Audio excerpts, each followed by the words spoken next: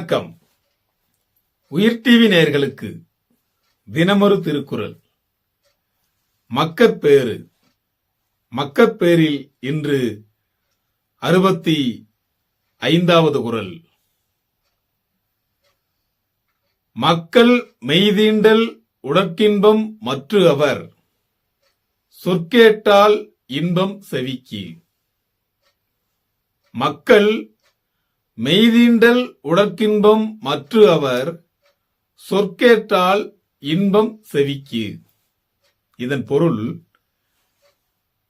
குழந்தைகள் தம் உடம்பை தொடுதல் பெற்றோர்களின் உடம்பிற்கும் இன்பம் தரும்.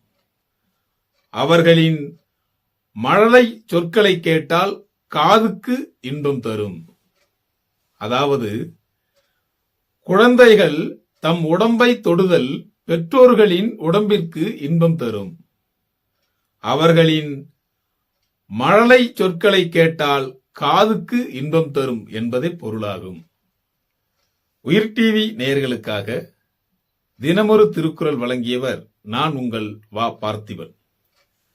வணக்கம் அன்பு நேயர்களே.